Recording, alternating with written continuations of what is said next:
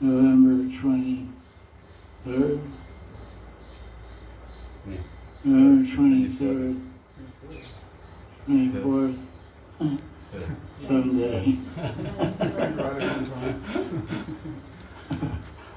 Anyway, around there, around that day. So we chant these prayers. Oh no, we chant together. No, I recorded 5 things. Remind. Another prayers. 3 times we'll chant this first one together. Om Namo Bhagavate Vasudevaya. Om Namo Bhagavate Vasudevaya. Om Namo Bhagavate Vasudevaya. Narayana Namaskritya Naram Cheva Narottama Devim Sarasatim Vyasam Tato Jayamudirayat Nashta Prayeshu Vajreshu Nityam Bhavasa Sevaya Bhagavad Utama Shokhe Bhakti Bhavati Naisaki Krishna Sudamo Bhagate Dharmakanadi Visa Kalo Nashta Drishamesha Puranarka Danodata Sarva Vedanta Sarami Shri Bhagavatamishite Tara Samrita Triptasya Nanyacha Sadrati Kvachit Krishna Toya Bhagavata Viva Sarvashai Prati Shoke Prati Akshari Nanartakai Premamaya Bhagavata Krishna Shriyanga Sarate Gaina Jata Gopi Krishna Srimad Bhagavatam Mahaprabhu Ki Jai. So, we're reading from the first Canto Bhagavatam. We're on chapter 15. I think so. Yeah. Let's see what. Last week we did. Last week was a month ago, Karti. On page 501. You have a book? Forgot your book. Okay. That's okay. We're on page 501. This is chapter 15, verse 42. This chapter is describing how Yudhishthira gave up his body. After he won the battle of Kurukshetra, he became the emperor of the world.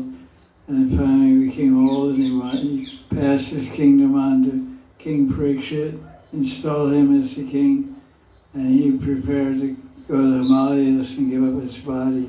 So chapter 15 describes Yudhishthira's giving up, or at least apparently giving up his body. So this verse 42 describes how he offered his material body, which is made of material elements, back into the material elements. It's actually kind of a yogic way of departing from the body. Because our body, like in the Bible, it says, people are made of dust thou art and dust thou shalt become. So the human body is made of Panchabhuta, 5 elements, earth, water, fire, air, and ether. So he offered the fire of his body back to the fire element, the water back to the water. So he offered everything into the jiva, and he offered his jiva to Krishna. That's 42. But let's read some of these verses, then we'll skip over most of it, just get the idea.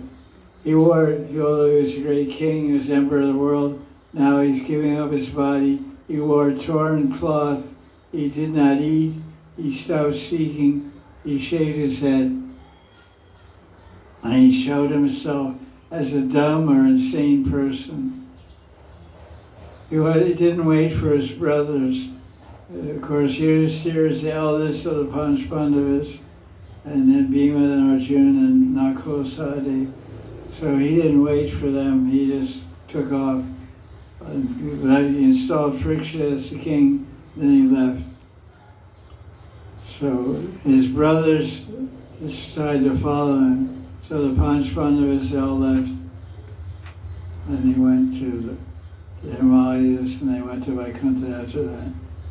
Now that's chapter 15. Now chapter 16 is Dharma and Earth talk in the presence of Parikshit.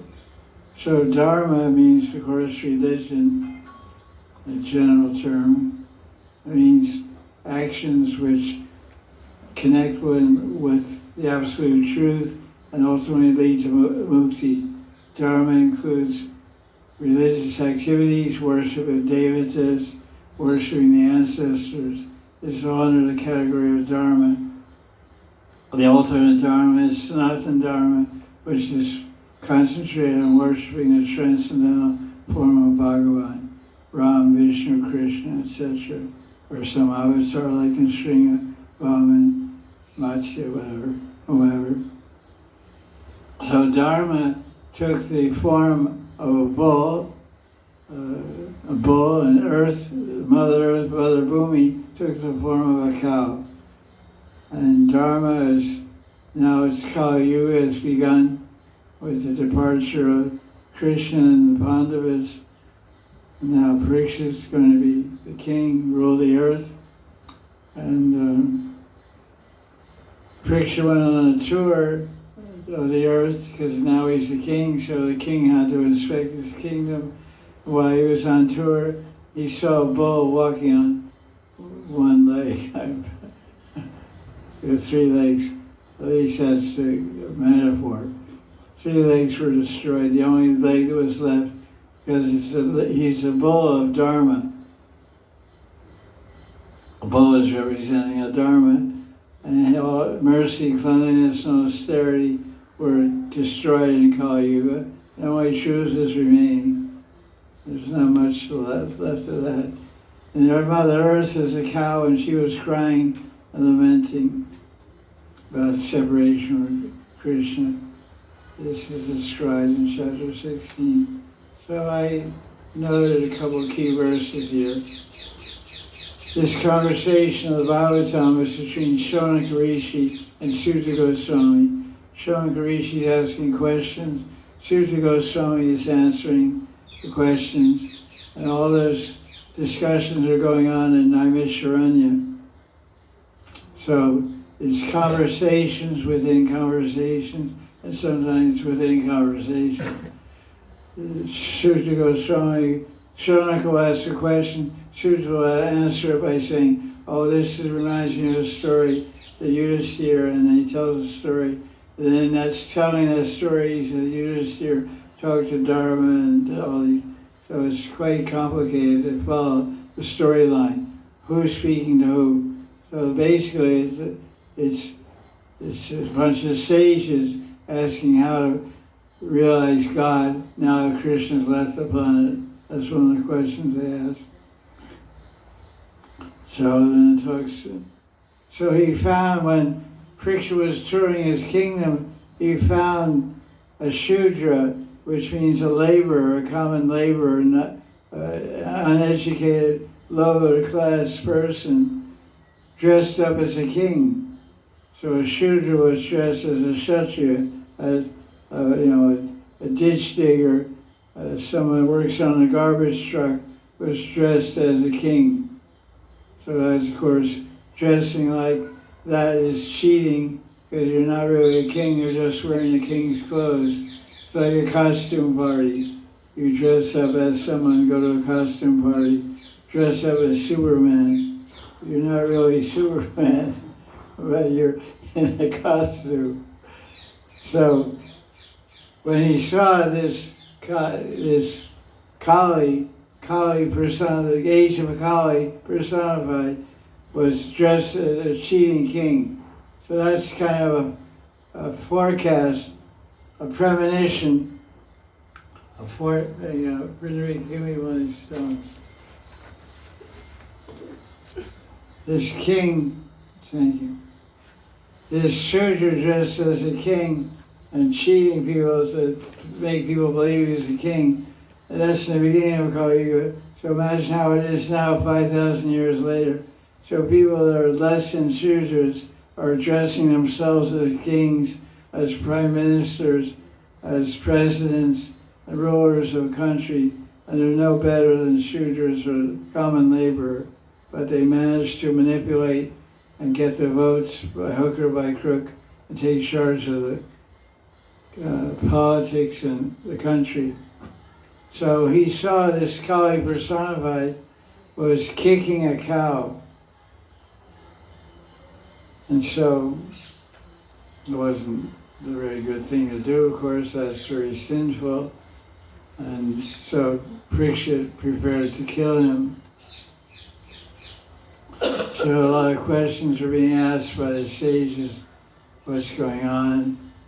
So I'm just kind of skipping all this stuff. And he's just touring the earth, and now when he meets them, he has a conversation. He asks questions. In other words, you see someone suffering, someone's in misery or suffering, and you come upon them, they'll ask questions, why are you crying? Where does it hurt? How can I help you? So Dharma, the bull, was moving about on one leg. It seems a little hard to do. Bull has 4 legs, so how it walks on one leg is hard to imagine. It means the other 3 legs were there, but they weren't very functional. And she had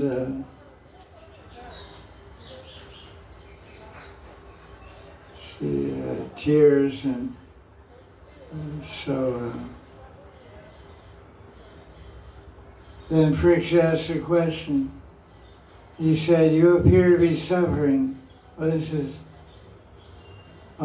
is the conversation between the bull and the cow, not Parikshit. Parikshit just saw Kali, but now this is the conversation. The bull Dharma religion met a cow, and when he saw, he was moving, the male, the Dharma personified bull, met a cow, and Dharma was walking on one leg, and the cow was crying and lost her calf, as if she had lost her calf. And so Dharma, the bull, asked the cow about questions. Are you crying because you see me standing on one leg? Are you crying because you're being enjoyed by sinful people? This is Mother Earth personified as a cow. So the earth is being enjoyed by non-devotees, atheists. Are you lamenting because, oh, Mother Earth, as a cow, are you lamenting and crying because women are not being protected by their husbands and children are not protected by their parents? Moreover, children are suffering in the hands of merciless people. So there's some of the discussion going on between the bull and the cow. And then you ask many kinds of questions. Why are you suffering? What is the cause of suffering? That's always an interesting question. Is it my stars? Is it Krishna's mercy? Is my bad karma or good karma? So, and now we get to a very interesting section, this conversation. The bull asks the cow, who is earth personified, he says, this is chapter 16, verse 26 through 31. The earth says, "O bull of Dharma, you know all about what you're asking me. I'm lamenting because now everyone is influenced by Kali. They're devoid of Krishna. Krishna has left this planet, and now he's taken with him all the eternal great qualities. I no longer see in this Kali Yuga these eternal great qualities." Then the cow lists all these great qualities. So I decided to read out these qualities. These are the great qualities that make one a resident of Satyuga. Satyanarayana Das Babaji was asked a question about the golden age appearing in Kali Yuga. Because some people write or preach that for the first 10,000 years of Kali Yuga there's a golden age. And they asked him about this, have you seen this in Shastra? And he said, I haven't seen this anywhere in Shastra. Someone says in Brahma Purana or something. But Brahma Purana is highly interpolated Praman, scripture. A lot of things have been added there by British people and other rulers of India. So it's not a very reliable source of Praman. For Gaudiya Sampradaya, our main Praman is Bhagavatam. So Bhagavatam doesn't discuss anything about 10,000 years of golden age of Lord Chaitanya and all these things that people talk about, which sounds very nice. But in answering that question, a very clever answer Satyanarayana Das Babaji Maharaj gave. He said, but I can cite, there's a verse from the Srimad Bhagavatam in the 12th canto, and he quoted the verse, which I don't know, but it's in the 12th canto. He told what chapter and everything. And that verse says, wherever anyone is worshipping Bhagavan and living a sattvic life, like what we do, members of ISKCON, Gaudiya Math, and good Hindus that are worshipping Ram and Vishnu and Krishna. Wherever a person, a man or woman, who's living a sattvic life, living a sattvic life, worshiping Krishna, that person, that man or woman is that is Satyuga. Because they're living in the age of truth. Satyuga means the age of truth, where everybody's life in Satyuga is centered on absolute truth, either through yoga, gyan, or bhakti, bhajan. So that's a clever way to answer this. There's no golden age described in Bhagavatam, but anyone who takes up spiritual life in Kali Yuga, any time in Kali Yuga, in beginning, middle, or end, Kali Yuga lasts for 4,27,000 years. So even 4 lakhs of years from now, if someone takes up Krishna Bhakti, lives a Krishna-centered life, maintaining a mode of goodness, and offering their food and all that stuff that we do, everyone knows too well, that person is living in Satyuga. Practically, you see, the devotees aren't really, they're like even Jesus said that, be in the world but not of the world. Like, catch the fish without getting wet. So devotees that are Krishna conscious, or Ram conscious, or whatever, Bhagavan conscious, they're not really very much affected by Kali Yuga. They kind of laugh at They kind of laugh at the modern crazy. World's crazy. World's completely polluted. People's minds and practices and actions and desires are all polluted, and all pornography and child abuse and mistreatment and cruelty of everyone, men, women, everyone. But nevertheless, devotees we don't even know what day it is. We hardly know what day it is, what month it is, what year it is. We wake up, do some work, make some money, maintain our families, and eat prasad and read about Hare Krishna, worship our deities, and go to sleep every day. We somebody asked us, once somebody came here, I've been here in this house for 20 years, and somebody came here about 10, 15 years ago, and said, what do you think of tsunami? There's some hurricane or tornado or something, big waves in the ocean in the Philippines, and washed away 1,000 people or killed thousands of people or something like that. And I didn't hear anything because I don't read newspaper. I didn't even have a cell phone at that time. There wasn't any cell phones about 20 years ago, whatever, 15 years ago. I said, oh, that's very good. He said, what do you think of tsunami? Tsunami means a good name. Su means good and Nami means Krishna's name. Vinatram Nama Namano. There's a verse from Padma Purana. What is that? Namachintamani Krishna Chaitanya Rasa Vigraha Purnashura Nityamukta Vinatram Nama Namano. That which is named is equal to the person who's being named.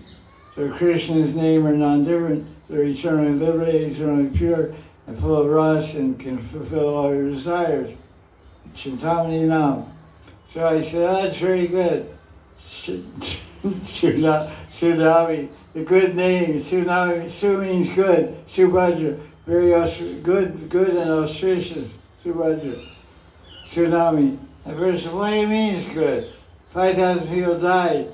Well, I said, what are you talking about? He said, don't you know about tsunami? I said, no, what are you talking about? He said, it's a big hurricane, 5,000 people died. It was typhoon,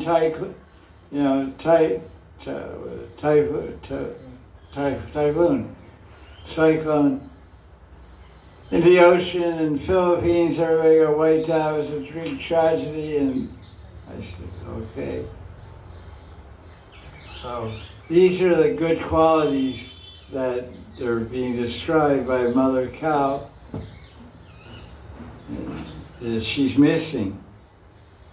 Truthfulness, purity, compassion, control of anger.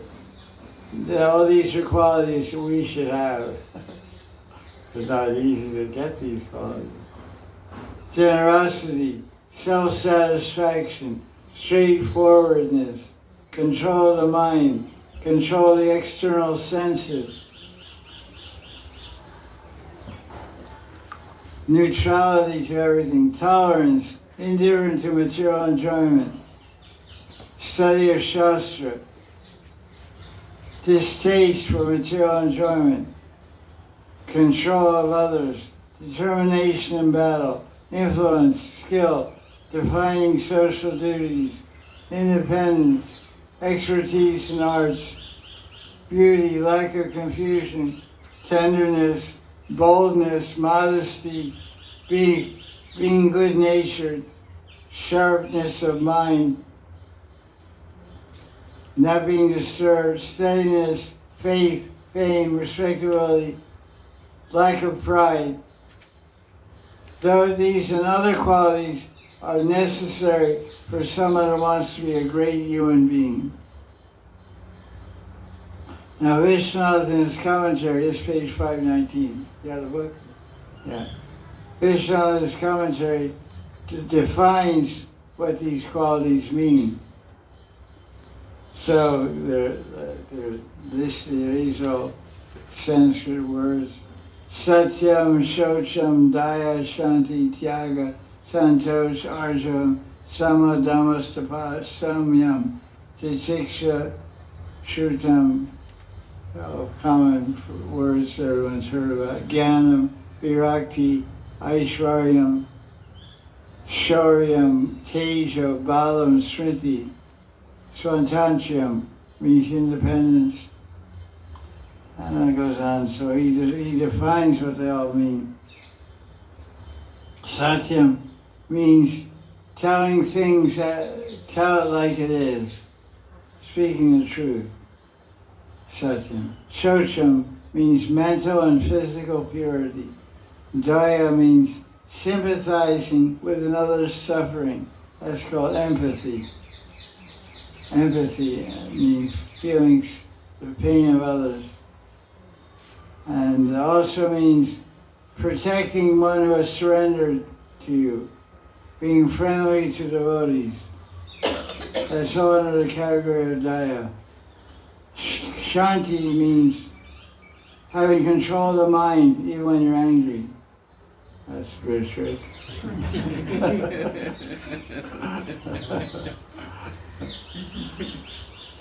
Shanti means control of the mind even when you're angry. So that's you must be a master yogi to do that. Get angry, and you can control your mind. Tyaga means interesting. Vishwanath defines tyaga as generosity. Generally, tyaga means renunciation, giving up. So I guess tyaga means giving up your money. Giving up your money to someone else, giving up your possessions, that's tyag. Doesn't mean have dreadlocks and Copen walking around naked, Digambara. That's also a kind of renunciation. And true it is, but you see, saying tyag means generosity. That's very interesting. Because the tyagi has nothing. So he generously distributes nothing. A tyagi, a yogi, has nothing. But the quality is tyag, which means generosity. So the yogi is generously distributing nothing. That's his trick. That doesn't work. It's like a beggar distributing money. How's it possible? Can't do it. And arjava means honesty, not being crooked. Shama means control of mind, by which one has firm vows. Dhamma means control of the external senses. Tapas means acting according to one's nature, as a kshatriya. Samyam means devoid of thinking one is an enemy, means being equal poised, have no friends, no enemies. You're neutral. In other words, you're neutral towards everyone. Like, what do you think of that person? Oh, he's great. What do you think of that person's great? You say everybody's great. There are people like that. You say, what do you think of him? He's great. What do you think? He's great. Because people come to me and ask me all different opinions. I say they're great. That's how I respond. I learned long ago that's the safest road to walk on. He's great, but that's his wife. Oh, that's great. That's not good. Oh, okay, whatever. It's done. What's done is done. What else do you want to know? You're great, I'm great, everybody's great. See no evil, speak no evil, hear no evil. Usually they show 3 monkeys. They have little carvings. You put in your back, cut your car, and the heads move around like this. One monkey's got his hand on the side, and his head's bouncing like this in the back of your car and going down the road. It's on a string.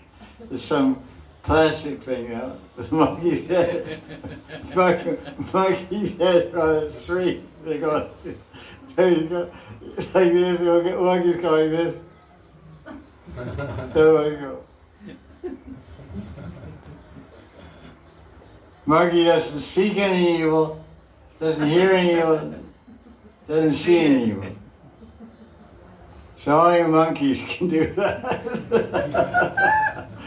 Everybody else sees everything, hears everything, speaks everything. Oh, did you hear that so-and-so? Acha. He did this and that. Acha. He's married to her? He went with her? Acha. This is why? No, she doesn't know, don't tell her.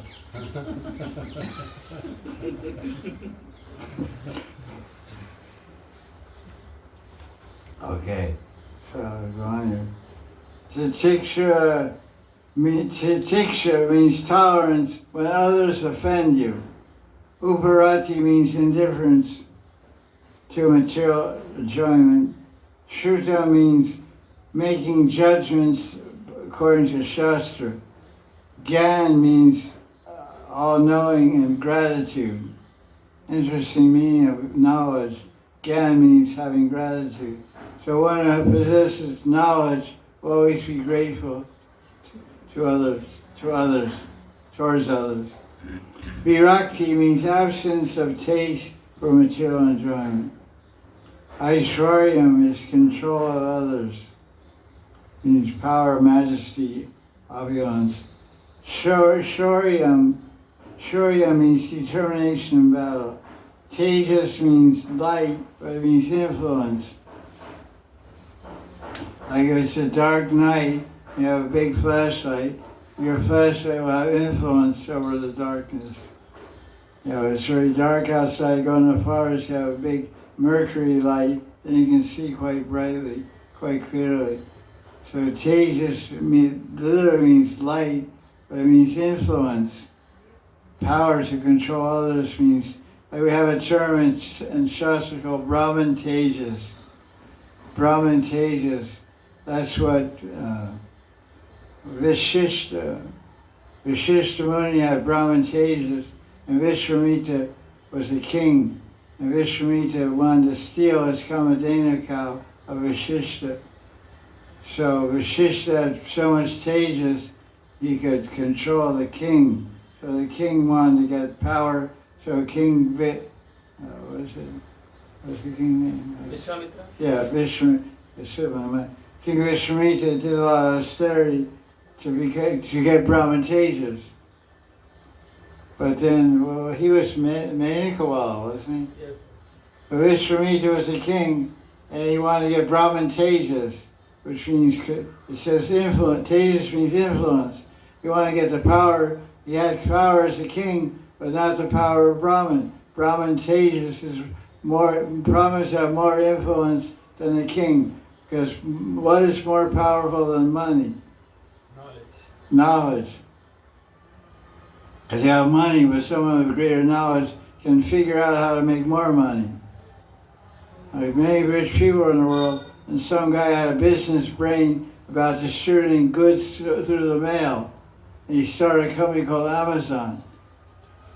And all the big oil tycoons of the world, and all the big Rothschilds and Rockefellers and Citibank and all the Swiss bank people, they all got defeated by some Jewish businessman from New York who's just shipping goods in the mail. But he had that scheme, and it was right time, right place, and became the richest guy in the world. Knocked off all the wealthy kings of the world, and so that's knowledge. He had the knowledge power. He's a very clever guy. He figured out this thing. So Brahmins has so much stages. So King Vishwamitra Muni did all kinds of austerity and got the power. But then Indra was afraid that he was going to take over Indra's kingdom. So Indra sent a dancing girl from heaven named Menaka. So Menaka came in front of the king, jingling her ankle bells. And the king said, "Oh, Haribol, forget my tapasya." And then he had a daughter named Shakuntala. It's one of those Vedic stories, the true story of ancient times, shows that greed for power and is not as powerful as lust. Kamesha, Krodesha, Rajagura, Samudva. He was greedy. It was lust, anger, and greed. So first, the most powerful thing is lust, and second most powerful thing is anger, and third most powerful thing is greed. So the king was lusty because he was a king, although he's doing so much tapasya. When an object of lusty enjoyment came in his proximity while he was doing his tapasya, he fell down to enjoy with that heavenly Swarga Devi, and all his attempts were lost. So Bala means power, strength, but means skill. Smriti means understanding how to perform one's duty. Swatantriam means not dependent on others. Koshalam means skilled in arts and play. Kanti means beauty. Daryam means being patient and not being agitated. Mardava means being very young and tender with Krishna Prem. Pragalbya means extreme boldness, like Lalita. It's called Pragalbya. She's bold, extremely bold. Prashaya means mildness. Shila means good nature. We say Bhagya Shila. One is very fortunate if they have good nature. Nature is just the way you your ambience, the way what you radiate, what's your vibe. There's some people, they have bad vibes. It's not a modes of nature. Modes of nature all have vibration, and the highest vibration is sattva, then raja, then tama. So this good nature means Shila, S-H-I-L-A. Sahas means sharpness of mind. Again, Tejas is listed again, sharpness of knowledge, senses. Ojas means sharpness of action. Ojas also means power, essential power. Bhaga means the shelter of enjoyment. Gambhirya means one can't be disturbed. He's grave, he's like a Himalayas. Can't move him. They move you, but you can't move them. They fall on your head, you're moved right out of the world. Starya means not being fickle, means being fixed. Astikyam means faith. That's a word in Gita. What's that verse? Jnanam vijnanam astikyam. Jnanam vijnanam astikyam. Brahma karma swabhavas. Brahma karma swabhavas, yeah, it's about the karma of Brahmins, their faithful, have faith in God. Astikyam. Kirti, fame. Man, worthy of worship. Anahankriti, absence of pride. Other qualities include being true to one's word. That's called keeping a promise. That's pretty tough. Kali Yuga people. 1,000 promises made, 1,000 promises broken. It's rare when somebody follows through, upholds their promise, yeah, promises, and 2 days later, where are you? Come in, hello, radio 707, are you there? Pick up your radio, pick up your microphone. So that's another good quality, to keep your word. Respecting Brahmanas, being affectionate to devotees. These great qualities exist eternally in Krishna. So the more we become Krishna conscious, the more these qualities will manifest in us to some degree. All these qualities are in Krishna. They're spiritual and they arise from his Swarup. That's what Vishnu says in the commentary on page 520. I don't think I marked this. I want to see Prabhupada's version of this. I think I marked it. This is the Bhagavatam. One volume of Bhagavatam. Years ago, 1978 or something, they printed 9 cantos of Bhagavatam and Krishna book in 1 volume. Hansadutta did it. Hansadutta, Prabhupada's disciple. And I don't think they're available anymore. Are they available? You can best go buy it. Oh, that's good. It's really small print. A little hard for old guys like me to read, but I can make it out because I can't see distance. So Prabhupada lists all these qualities. And he quotes the commentary of Jiva Goswami, which is very interesting. Because this commentary we read in the meaning of the qualities is given from the viewpoint of Vishwanath Chakravarti. But Prabhupada is saying here, he's quoting Jiva Goswami's commentary on first Canto Bhagavatam, chapter 16, verses 26 through 30. So,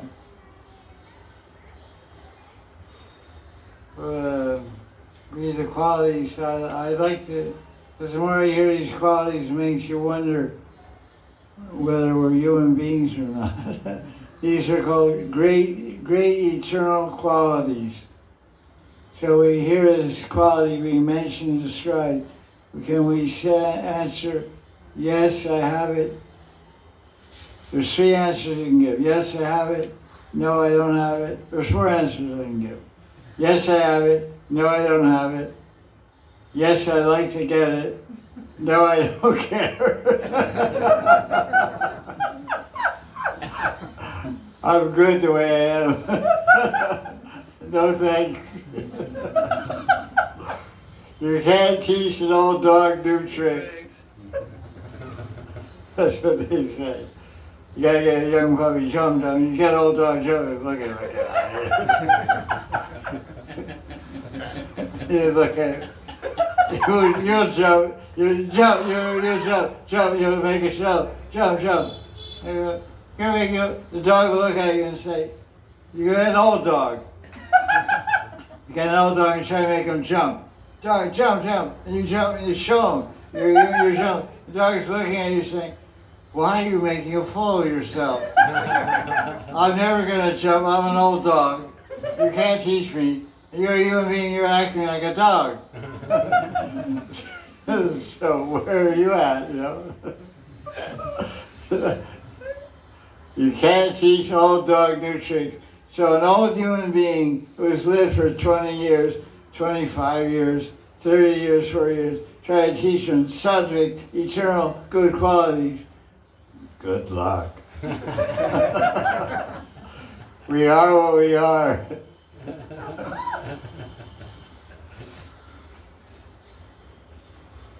If this person's born angry, and they grow up angry, and they get initiated, and they're devotee for 25 years, they're still angry. That's why I've been 50 years in Bhakti. I know a lot of devotees. I met a lot of people. Everybody's the same they were the day I met them, and 50 years later. They're grouchy and always blah, blah, blah. And 50 years later, the same way. Some guys are happy and enjoyable when they join, and 50 years later, happy and enjoyable when they join with their dancing or whatever, life, It's called Svabhav. It's called Guna and Karma. Qualities in nature. Doesn't change. Our physical, emotional nature doesn't change. But what Bhakti does is changes our chitta. It changes our samskaras. So this life we're going to play out the hand that we worked on getting last life. But what we're doing is making a next life. If we do it right, we won't get a next life in the material world. We'll go to Krishna. We become Prema Bhakti. But it's not so easy. But anything we're doing in Bhakti will cash in. We'll see the results next life. The reformation of character, a new svabhav, a new nature. This life, nature doesn't change. Very chitta change. That's what there's Chaito Dharma Marjan. Chaita means the subconscious mind. The subconscious mind. Karmani nirlati kintu chabakti bhajan. Brahma Samhita said, Karmani kintu chabakti bhajan. By doing bhakti bhajan, your karmas, your prabdha karma, aprabdha karma, kutambita, sanchit karmas, and kriyamana karmas are all destroyed. No, karmas are all in this subtle body, in the subconscious mind, which is called chitta. So that's all being erased, all those material samskaras, material tendencies, which make us grouchy or make us joyful, are all being erased and eliminated. And spiritual, bhakti, devotional, eternal qualities and natures being ingrained and carved in our subconscious mind. And that mind will manifest in our next life. Like a whole life of bhakti, everyone's like a sculptor. We're like a master sculptor. We're carving a murti of our future life. Every bhakti bhajan, everything we do in bhakti is carving a new me. You have a piece of clay in your workshop every day. Or no, you have a chunk of marble in your workshop or in your garage. And every day you go spend an hour and chip. Because you have in your mind, you're going to make a beautiful deity of Krishna out of that black marble. So every day you chip away, and after a year or two of chipping, you have a beautiful murti of Krishna. So that's what bhakti is about. It's about creating this new me, perfect me, a devotional me, a pure devotee me. Because now we're a combination of tamagun and rajagun. Hard to find a drop of sattva gun. But by bhakti, everyone can become divine, create a divine body by bhakti bhajan. So let's see how Prabhupada, what Jiva Goswami, how he describes these qualities. Okay.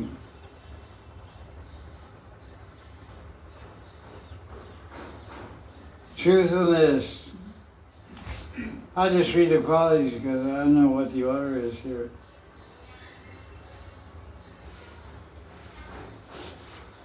Oh, interesting. Prabhupada quotes Jiva Goswami. The third quality, which is intolerance, not being intolerance of another's unhappiness. Like you see someone sad, you can't tolerate that.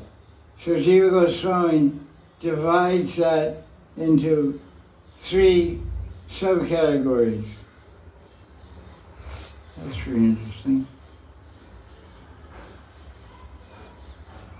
Or 2. It's right. 1, protection of surrendered souls, and well-wishing for the devotees.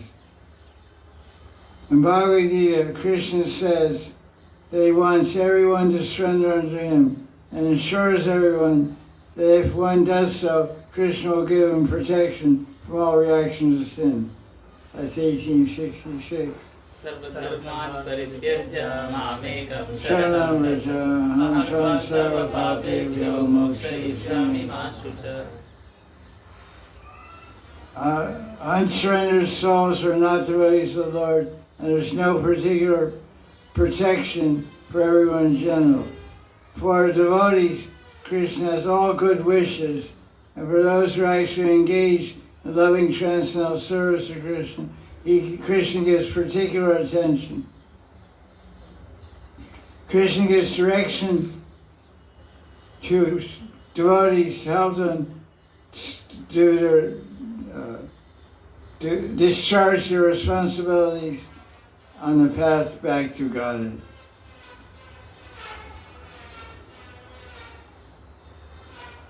Anyway, let's see what else. It's so interesting thing where he divides qualities. Jiva Goswami takes one quality and divides it into different things.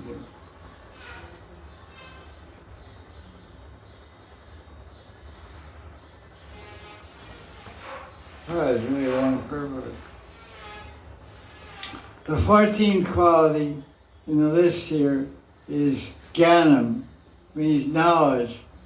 And Jiva Goswami divides knowledge into 5 subheadings. Knowledge, Jnanam, includes intelligence, gratefulness. That's what Vishnu said, gratefulness. Knowledge means gratefulness. If you're not grateful, it means you're stupid. You have no gyan. If you're not grateful, you have no gyan, you have no knowledge. But Jiva Goswami divides knowledge into 5. One meaning of jnana means intelligence, gratefulness, power of understanding, time, place, and circumstance, kalodesha patra, perfect knowledge of everything, and knowledge of the self. So jnanam, the fullest meaning of jnana means to possess bhakti jnana.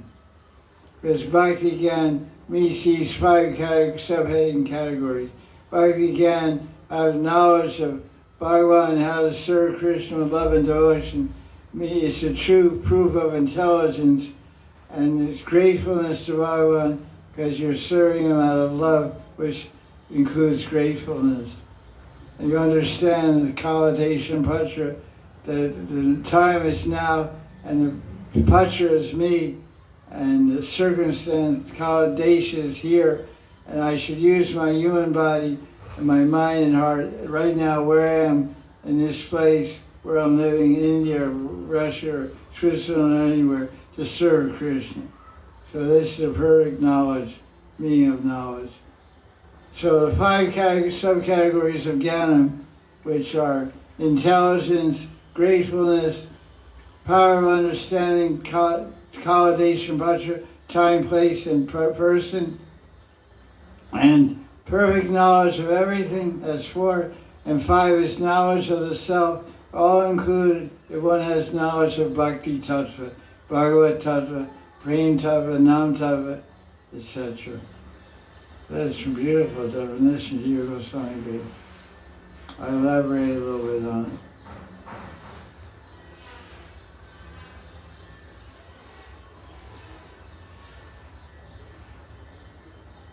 That's all I want to say about that verse. Put that to yours. Now we'll go on with chapter 16. So there's the cow and the bull talking. And the earth and Dharma, the earth cow and the Dharma bull are talking, and the king Parikshit came there and met them. That's chapter 16. Now chapter 17. That's the conversation about good qualities, all got lost in Kali Yuga, and the cow is crying, and the bull is hobbling on one leg. Truthfulness, mercy, and cleanliness and austerity have been destroyed by the influence of Kali. Now chapter 17, Parikshit punishes Kali. How does he do that? Does he do it? Yeah, he does it. He will not allow him to stay in the kingdom. Yeah. Anyway, the summary of it says here, 17th chapter, the questions and answers between Parikshit and Dharma the bull, and the punishment and mercy received by Kali are described. So Kali was beating up the cow and hitting the cow and the bull, and Parikshit wanted to kill him, and he surrendered. Kali surrendered to Parikshit. So if anyone surrenders to a king, then the king will spare the person's life.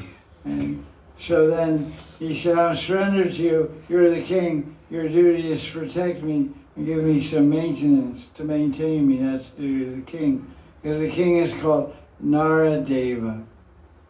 The Brahmins are called Bhudeva. Bhudeva means the gods of the earth, the devas of the earth. The whole earth belongs to the Brahmins, and it's administered and maintained. It's owned by the Brahmins. They're owning it on behalf of Bhagavan, and they give it to the kings to rule over and take care of under their guidance and under their instruction. The Brahmins are Bhudeva, and the kings are Naradeva. Among the human beings, they are gods among men. So the Kali was asked the king Parikshit, please give me somewhere to stay. And he said, you can't, I don't let you stay anywhere in my kingdom, because you represent intoxication, gambling, prostitution, meat eating. And we don't allow those things in our country, in our state. So where can I go? I said, you can get lost. You can get out of here. Go to Russia.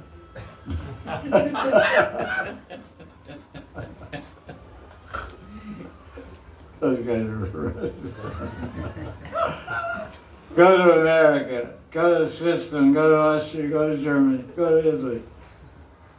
Whatever. Go to hell. Whatever. Like we want to get rid of something, we don't tell them what country to go to. We tell them what planet to go to. Go to hell. Just go. Where should I go? Go to hell. I don't care where you go. Go to hell. What do I care?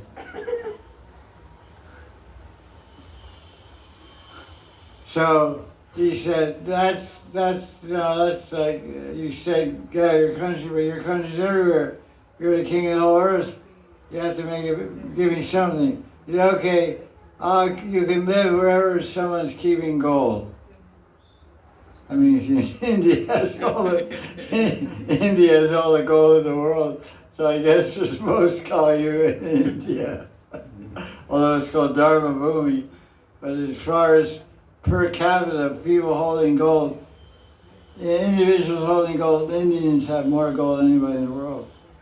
Every Indian in their locker, they have a kilo of gold. A bank locker.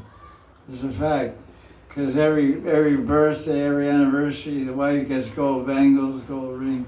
Because they consider that's real wealth, which is true. So it's safety, it's like insurance. Insurance policy is gold. It's actually quite intelligent. But it's famous, they say India has more gold than anyone. I mean, mining gold and gold stored in different countries in charge of governments, maybe some other place, Africa or whatever, who knows. I'm not so much, I don't have any gold over here. It's pretty poor, my part of town. I don't have one gold coin. So, Friction sees Kali beating a cow and bull with a stick in his hand. So that talks about how they met and all this stuff and crying and the king was very angry. They're using his anger. Anger can be used to uphold dharma and punish miscreants. And those who are dharmic, sinful people can be punished. So the king said, I'm not going to cut off your arms. And so Dharma the bull is very happy. So King Parikshit asked questions of Dharma. What is the cause of suffering? Now this is the most important part of this chapter, 17. On first canto, pages 533 through 537, verses, you're tired, maybe you should go home. You look really tired. Nice you came to class, but you was too tired and maybe sick, I don't know, anyway. It's okay, if you don't feel good, you can go, you don't have to stay. No, I'm happy with you. Okay. So this is a very important part of what we've been studying, because the whole discussion here, what is the cause of suffering? Is it my karma? Is it Bhagavan? Is it you? Is it my relatives? Is it my wife, my husband? So this is the whole discussion.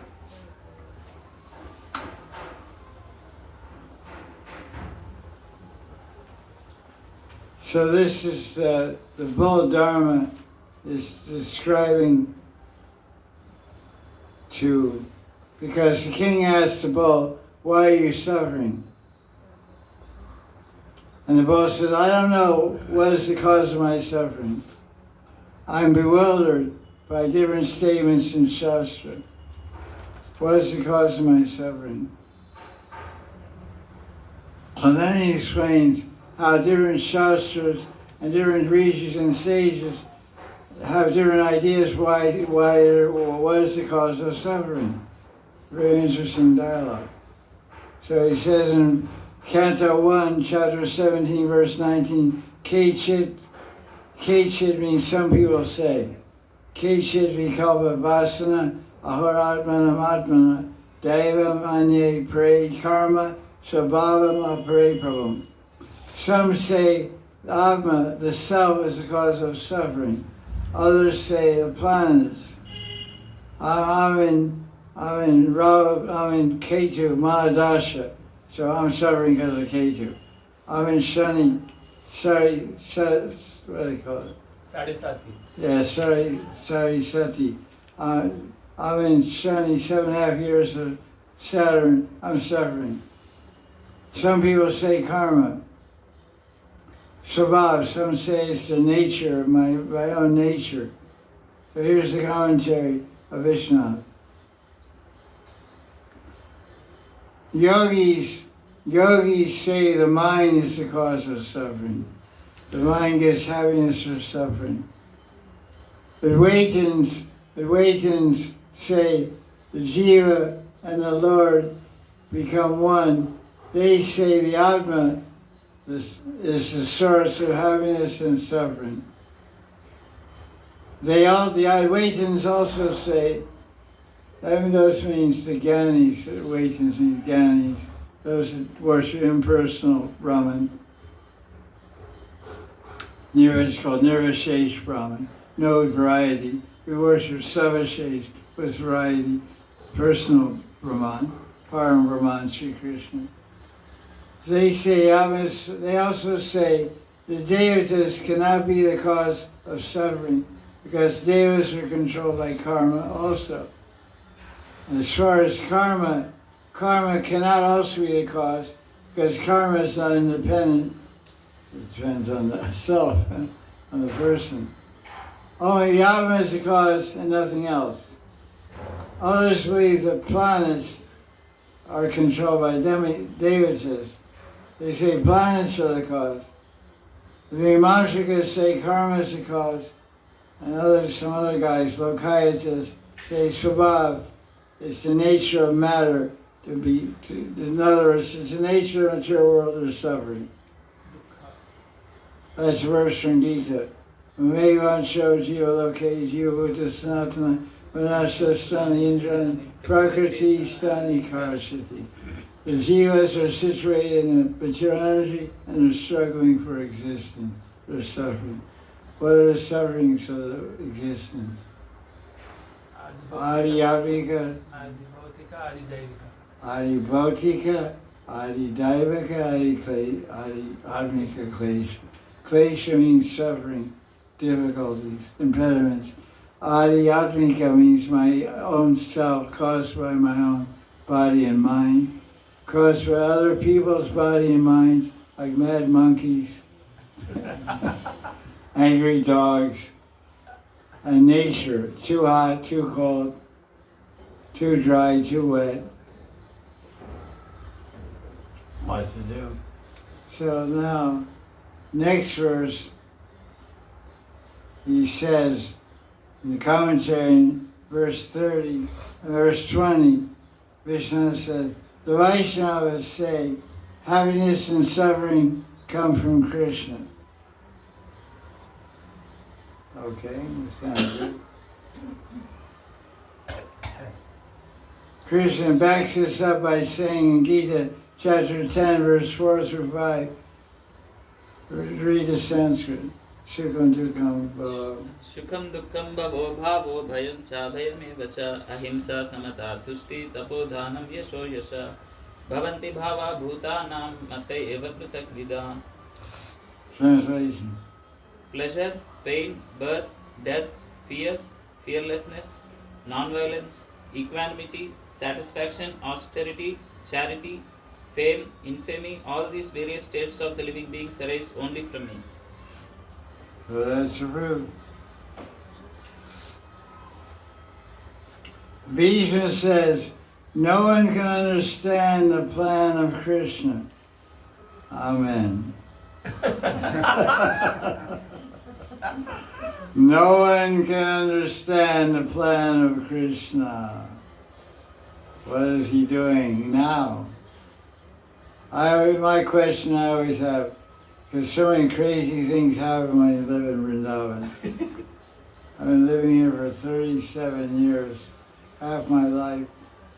So I'm always, when I see all crazy things coming my way, I should look up in the sky and say, Krishna, what's the Leela now?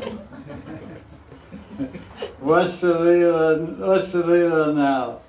What is this new Leela unfolding before my eyes? Here we go. Buckle your seatbelt. I'm taking you for a ride of your life. You'll never forget this ride. There you go.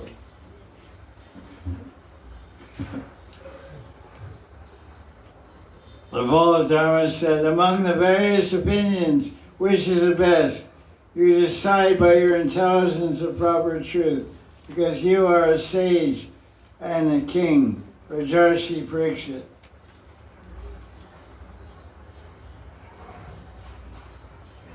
So Krishna says, happiness and distress are not illusion, because suffering is actually experienced. The cause of happiness and distress is not the Atma, because the Jiva is not the Atma itself. The cause is not the planets. The cause is not karma. Svabhava is not the cause. Krishna is the cause, as the cause is absolute. Vishnu's repeating what we already heard. Okay, we can read from UET. Prabhupada gives an interesting discussion here. Okay, now on page 537. Oh no, we'll get to that later. Let's look at this other book, what Prabhupada said here.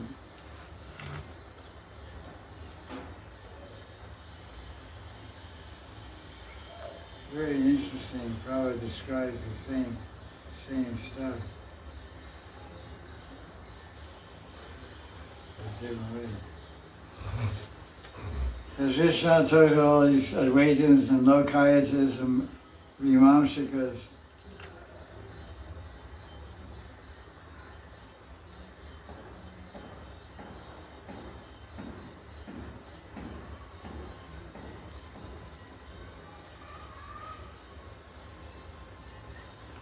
I really like the way Prabhupada describes his cause of suffering part.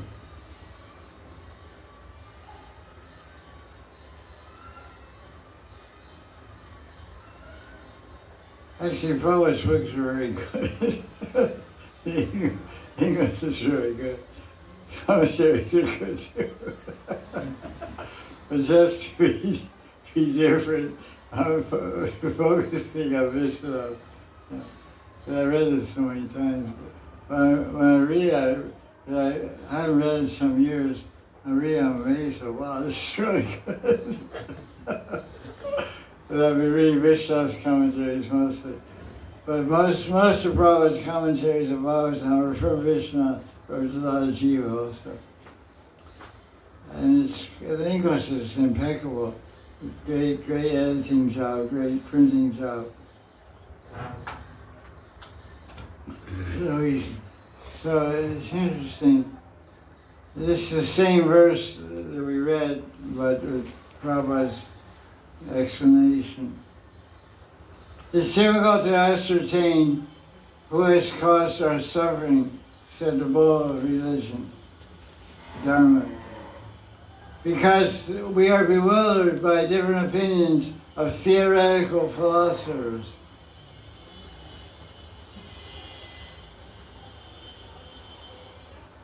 There are many theoretical philosophers in the world, this Prabhupada's commentary, who put forth their own ideas about the cause of suffering.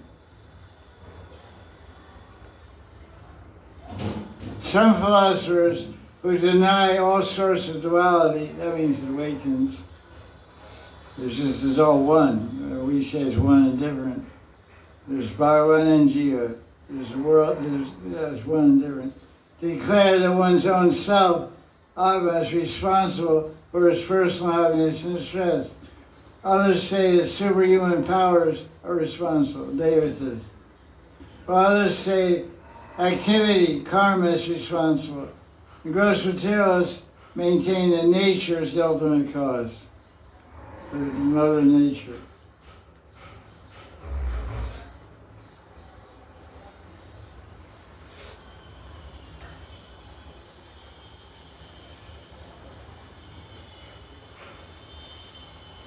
Prabhupada's commentary says, Gita says that one's mind is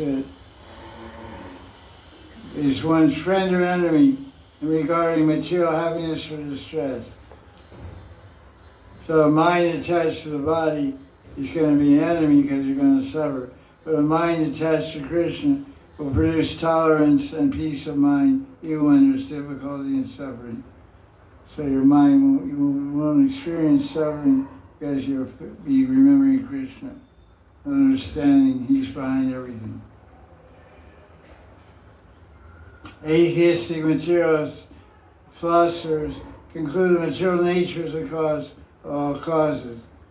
According to them, the combination of material elements are the cause of material happiness and distress.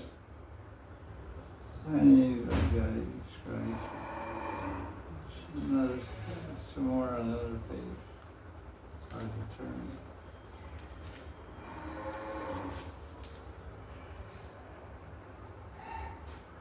The King Parikshit said, "Oh, this is a very interesting verse now.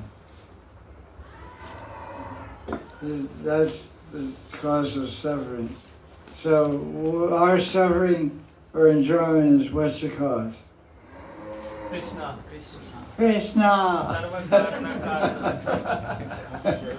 Krishna, what are you doing now?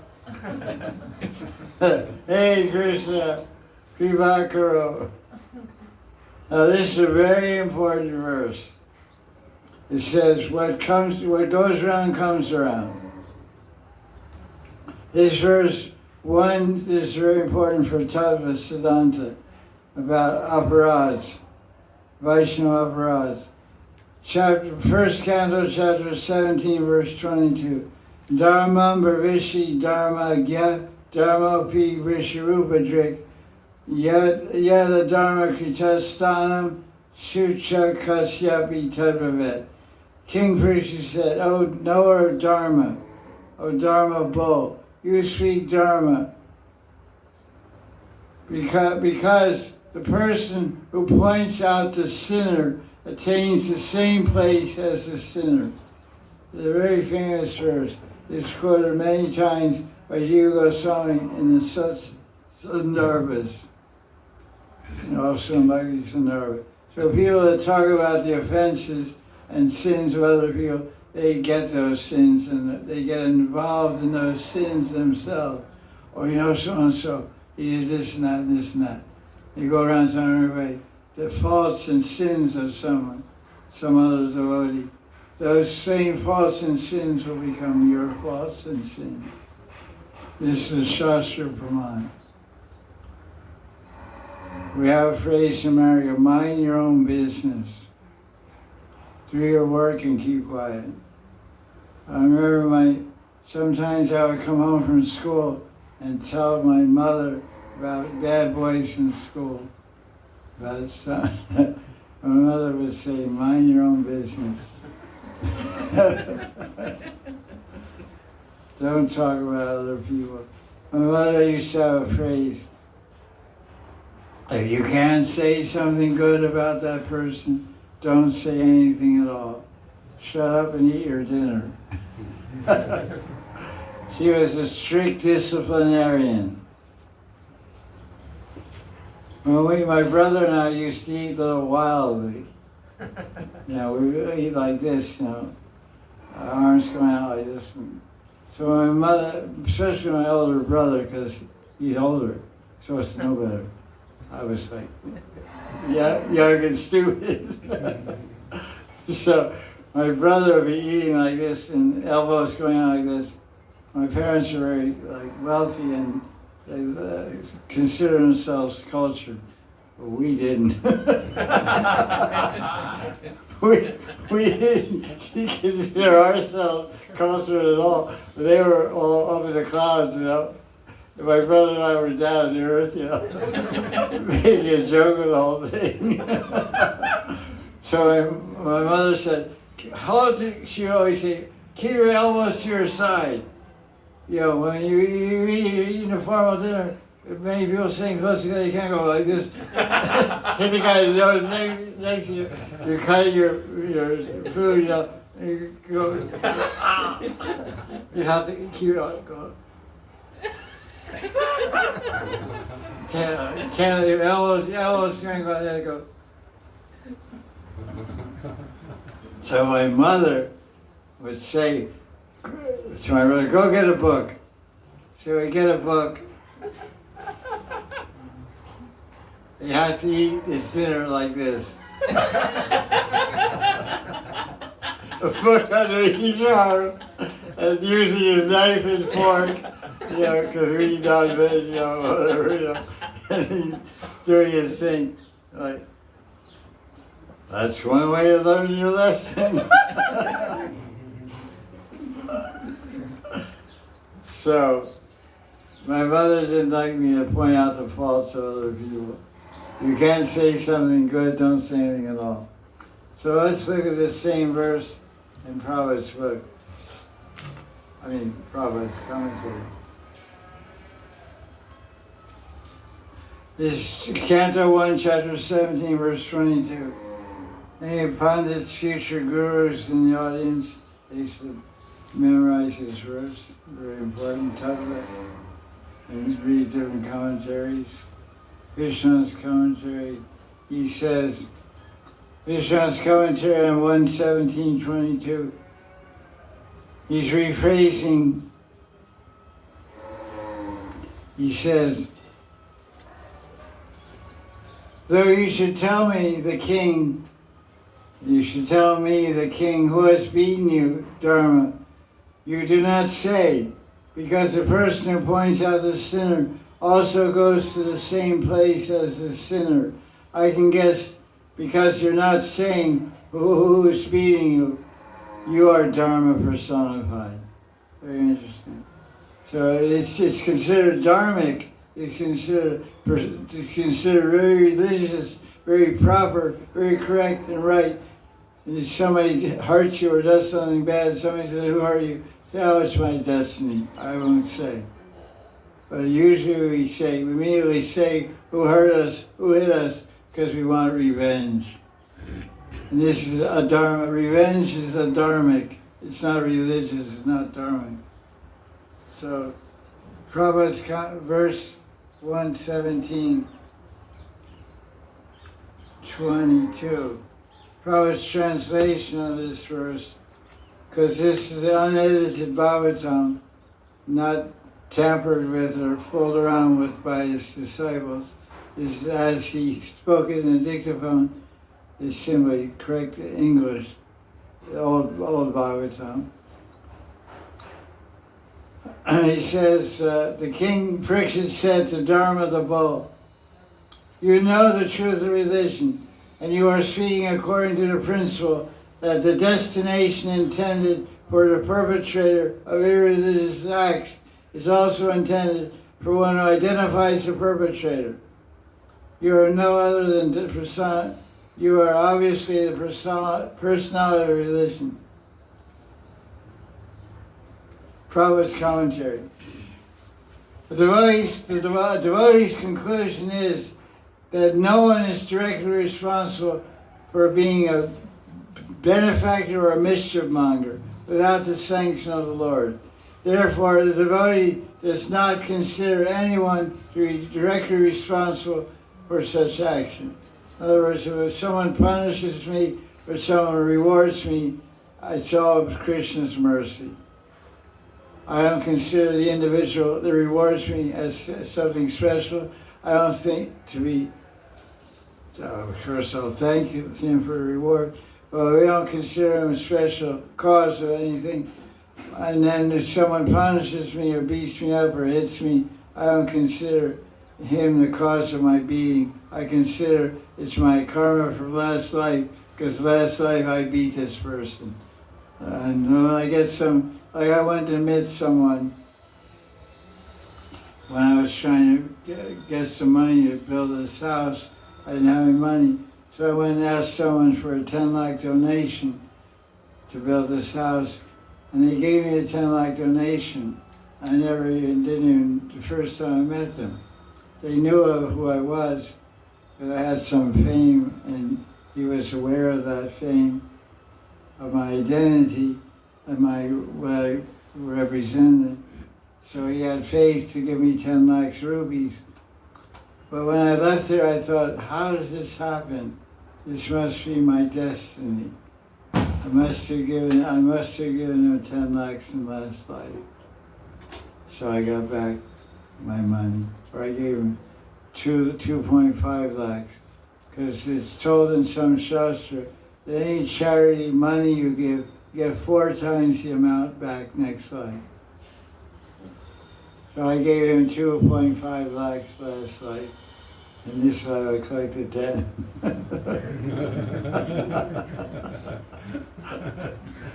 So charity is good. 400% interest on your money. Even Bitcoins can't do that. So giving charity is good. So he says, Prabhupada goes on, but in both cases, the devotee takes it for granted that either benefit or loss is God sent. In other words, Krishna is giving me mercy, giving me money, or Krishna is giving me mercy, giving me punishment. And loss or reverses or gains, it all becomes accepted as mercy.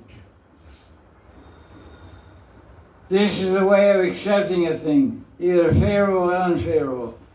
Thus, for a devotee to identify, the identifier is equally a sinner, like a mischief monger. By God's grace, devotee tolerates all reverses, all negative activities and setbacks.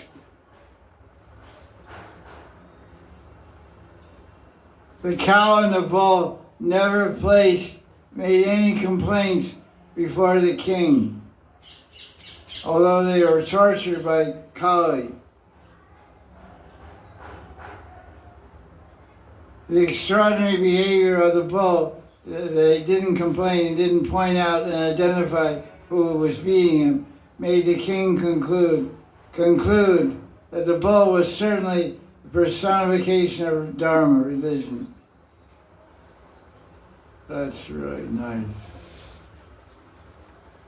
It's a good reminder to tolerate.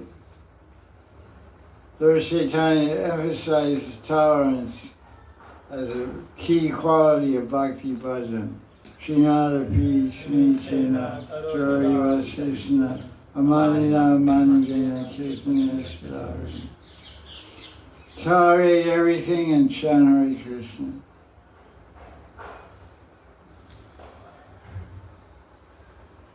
Next verse is very interesting, verse 23. It is for sure Krishna's Maya is beyond our conception or speaking. We can't understand Maya, the external energy, nor can we describe it. In Satyuga, Dharma stands on 4 legs.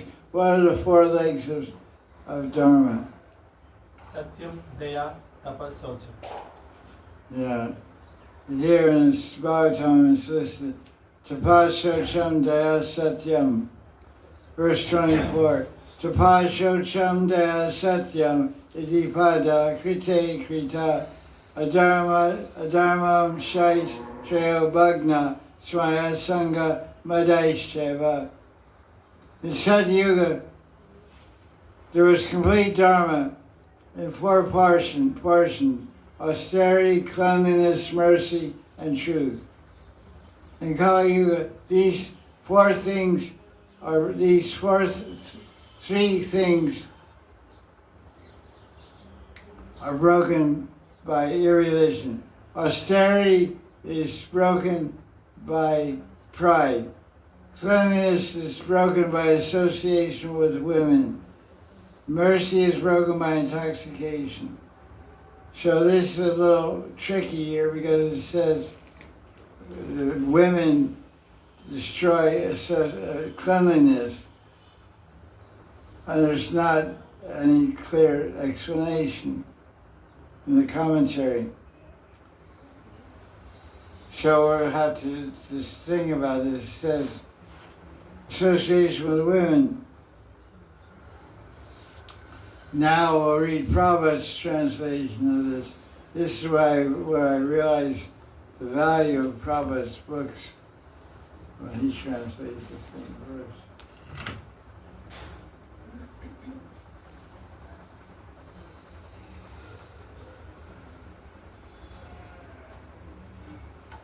What verse number is that? 24.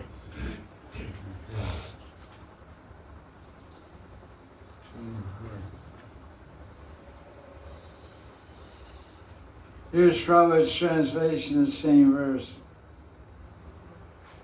Parikshit, thus being petitioned by 24.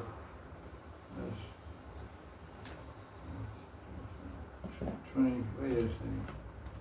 It's 17, 24. Yeah.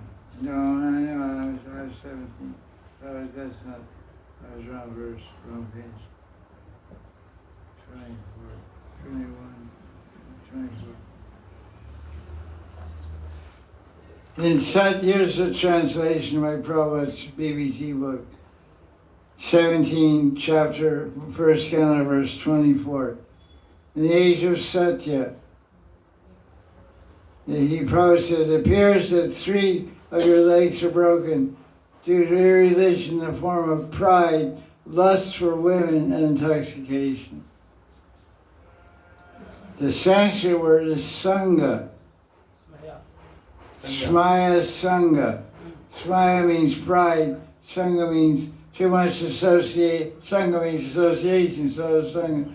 Too much association with women means lust for women. And Prabhupada quotes later, he says prostitute. This is a whole discussion from verse 24 to 34. So it talks about these 4 principles of religion in this chapter 17. So that's, because if you just read Bhanu Swami's translation, you'll feel he's picking on women. Association with women, what's wrong with women? What's wrong with my mother's a woman? I associate with her. Yeah, I mean, not really, she's not here. But, the idea, so, should be very, it probably makes it very clear.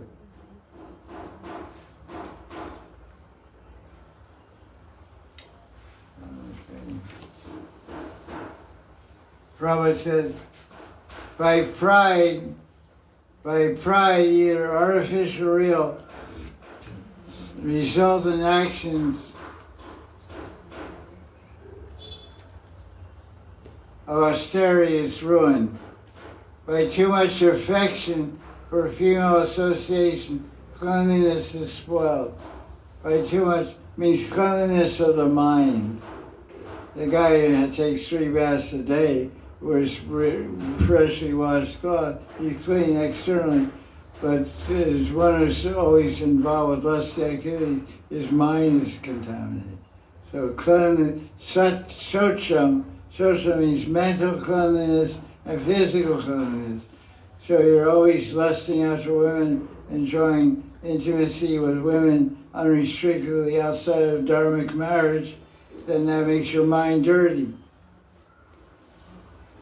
So cleanliness is destroyed by illicit relations, illicit, dharmic, irreligious relations with women.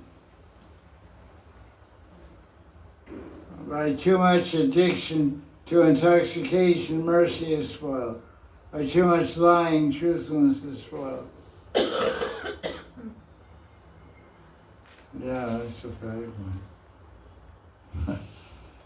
Now they have all this stuff on the internet. Fact checker. It's such a joke because Kali Yuga is hardly any truth and everyone's lying.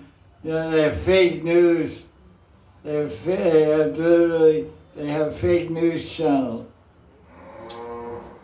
Then there's internet. There's internet, which we all know. There's another internet called the dark net. You know that? Yeah, yes. I heard the term. I don't know what it is. It's just I guess pornography and all dirty stuff. It's society. It's a way to connect to that internet where they're broadcasting all naked pictures and naked movies and murders and pornography of children and all kinds of. It's called the dark net, internet. It exists. It's all about UFOs and stealing kids and all kinds of weird stuff, black magic and all tantric stuff. It's really, it's a real weird world, you know. It's like we have hellish planets and heavenly planets. So hellish internet, heavenly internet, and earthly internet. There must be three, because everything's in threes. There must be three internets. There's the dark net. Is that three? Red net, white net. There's the dark net. There's the regular internet. There's the spiritual internet. Whatever, I don't know. Can't say. So let's see what else we got here. This is an interesting point Vishwanath makes in Kali Yuga. This is in verse 25. It's a commentary, page 539. He said, because generally it's told the other way around. He said in Kali Yuga, it's not that only truthfulness, the Dharma bull is standing on four legs. If you can't stand on one leg, it's not possible if you're a bull. If you're a human being or a yogi and stuff, you can stand on one leg. People do it for Tapasya also, stand on one leg. But the bull is standing on one leg, but mercy, cleanliness, and he's got three skinny legs and one good leg. So it says here, this Vishwanath's commentary, his truth is more prominent, although the other three factors of Dharma are also present. So in Kali Yuga, all four aspects of Dharma are there. Mercy, cleanliness, austerity, and truthfulness. But only one has some visibility, some truthfulness.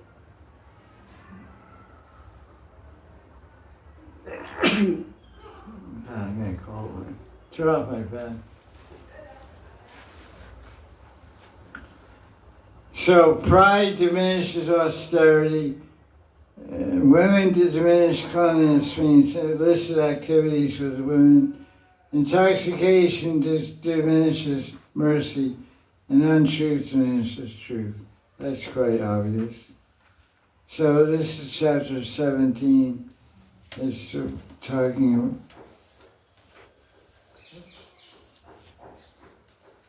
page, in this verse 32, page 542. He says, when you become situated in devatas and men, in other words, King Parikshit is speaking to Dharma, when devatas and human beings on this planet become full of Dharma, full of Kali, all sorts of irreligion follow. So in Kali, these are the qualities of Kali Yuga. Greed, untruth, lying, theft, vulgarity, giving up Dharma, poverty, deceit, quarrel, and pride.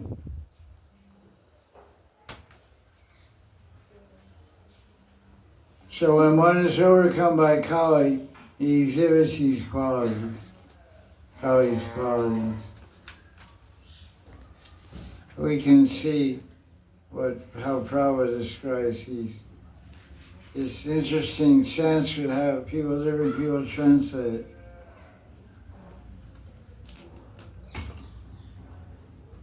I get really excited when I start reading Prabhupada's book. I was just reading this Mishnah.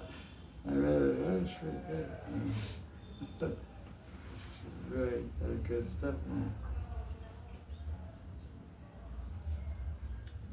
For Prabhupada's translation, this verse was 31, was it? 32. 32. If the personality of Kali, irreligion, sits in one's body, one is affected by greed, falsehood, robbery, incivility, treachery, misfortune, cheating, quarrel, and vanity will abound. That's a nice way to describe it. He says vulgarity. He says uncivility, means rudeness, no proper manners. People are not respecting, seniors are not respected. It's a very common thing in the world. Young people don't have any respect for their parents. They ignore their parents, they neglect their parents. They don't have respect for their teachers in school or their parents. It's unfortunate. That's how it is. In the old days of India, the children in the morning would come down, or as soon as they wake up, they would go out and offer respects to their parents. They would fall at their feet and touch their feet. And the parents would raise them up, embrace them, and bless them with their hands on their head. Now they wake up and say, "Hi, Dad. Hi, Mom." There's no respect. This is verse 38. King Parikshit gave Kali where he could reside. This is very interesting. This verse, read the Sanskrit, this verse 38. Vivartitasthadatasmai. अभ्यर्थितस्तदा तस्मै स्थानानिकलये ददौ द्यूतं पानं स्त्रियशूना यत्रा धर्मश्चतुर्विधा. This is where some people will wonder, there's no explanation of this in the commentary, but we get help from Prabhupada's book. And if you just read this book published by Banaswami, he could have included Prabhupada's commentary on this verse to keep a lot of the lay section a little more peaceful. Brindarika, she's trying to give you some mosquito repellent. She likes feeding. That's her hobby. She likes to feed blood to the mosquitoes. Charity. Daya. Jiva Daya. Namershi. I liberate them myself. I say Charity. Good night. My Gurudev says they're attacking, you can liberate them. But don't liberate them as they're not attacking you. They're sitting on the wall, don't smash them. They're trying to bite you, then they're called an aggressor. And they have deadly diseases also, so it's you or me, Jack.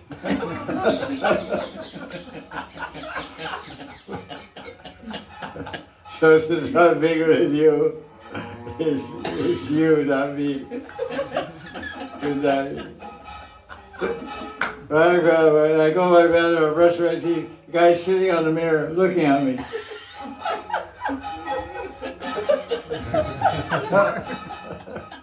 I'm brushing my teeth.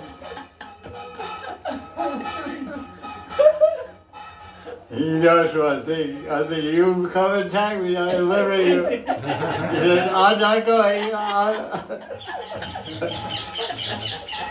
So he was there in the morning. He was there just now. Maybe he'll probably get his way and bite me sometime when I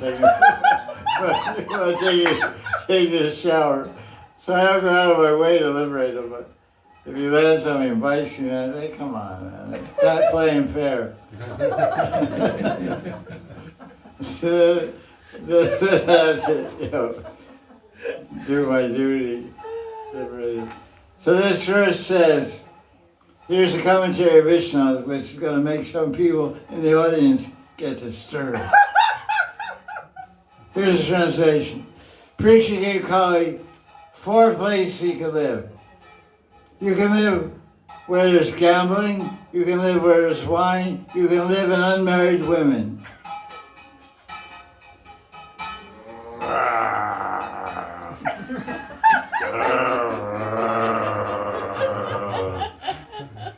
You got 2 tigers here that aren't married. And where they slaughter animals. So commentary by Vishnu. The word striya in Sanskrit means unmarried women. So that's all he says. Let's see how Prabhupada what he said.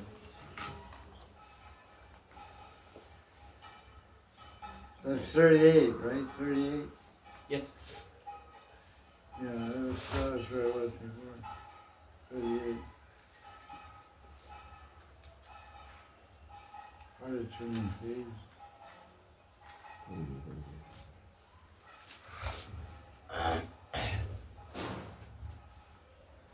Here's what Prabhupada said. Just see the broad-mindedness and how he understands the real situation. Parishad Maharaj gave Kali 4 places to live. You can live where they're doing gambling. What does he say? Gambling. He said gambling. Where they're drinking, which means he says wine. Where prostitution. He says unmarried women. There's a big difference between unmarried women and prostitution. Do you agree, Enrica?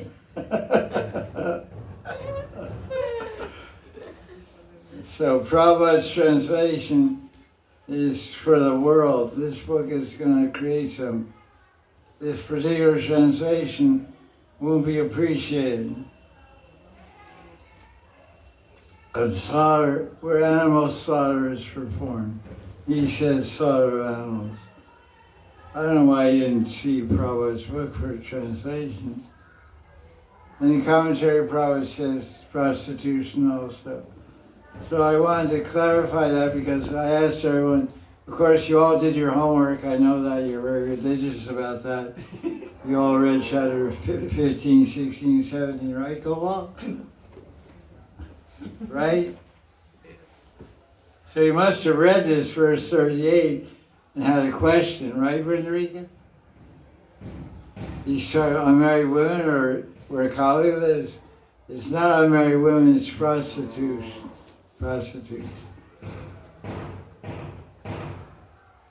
So apparently it would be nice to see the Sanskrit. Do you have a Hindi Bhagavatam? I mean Vishnu's commentary in Hindi? No, in Sanskrit, I have Sanskrit, I'll see. Sanskrit verse, but the verse will still say Striya. Not verse. In the translation he gave, maybe Striya means... What are you saying exactly? In the The commentary, Vishnu Chakravarti Pal might have... You have it in Sanskrit? Yes. And I have Baladev Vidyabhushan also. I'll see both. Oh, that's cool. Because the word for prostitute is Vaishya. Yes. Actually, prostitution is Vedic because it was there before. Vishya. Well, yeah, I mean, there's in Krishna book, in Dwarka, the prostitutes came out to They were be Krishna. there. So we don't know exactly what is meant here.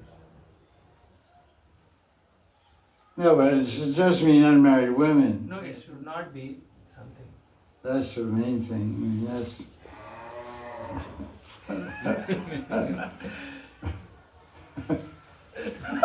So your colleague, I should name your colleague by Rav Dasi.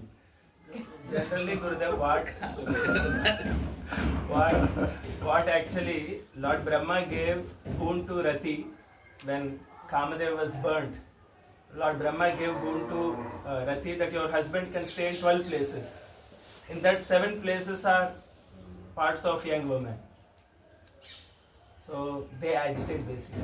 7 places are parts of young women, and 5 are like cuckoo bird, spring season, like that. Understand. So young women generally agitate. What are you saying?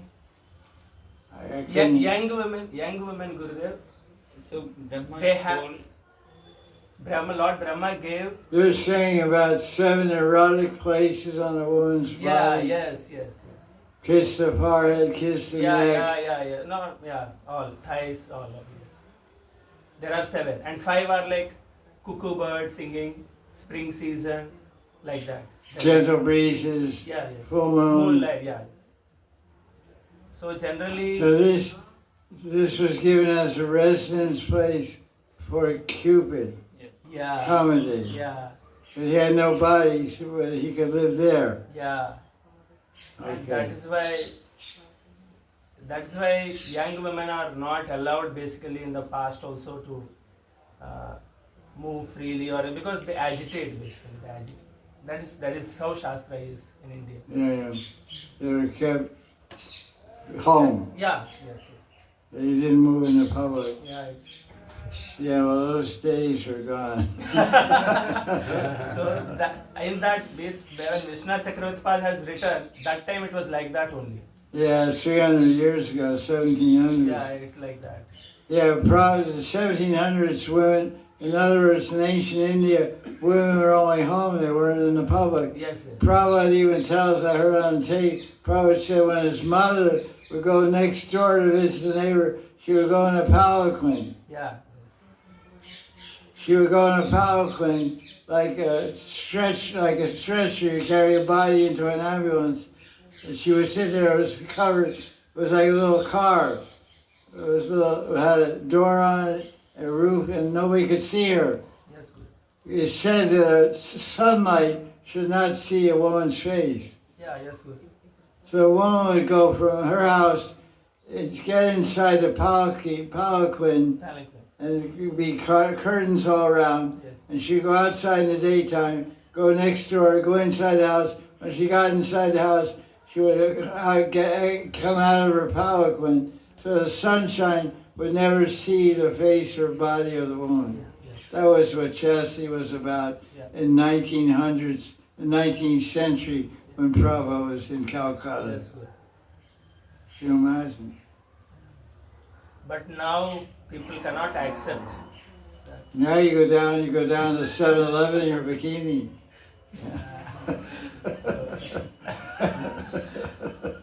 Now the girl gets on her motorcycle, drives down to 7-Eleven in her bikini and buys some ice cream. It's a different world. Now. Yeah, that is. Yeah. Well, that was then now is now. Yes, good. Good luck. Best of luck. So when the king was when the fake king Kali, the Shudra dressed as a king, asked for somewhere else he could live, he said you can stay wherever gold is hoarded, because wherever gold is, all these other things are there.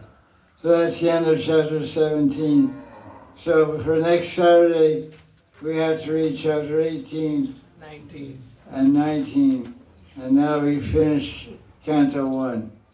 And then maybe we'll just read 18, 19. Okay. Ashtariva means, it's like Ashwatthama the elephant. I say, please read.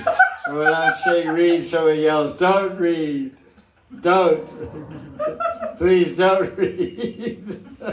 I really say read, but it comes out, don't read. But don't. Jai Jai Shri Ram.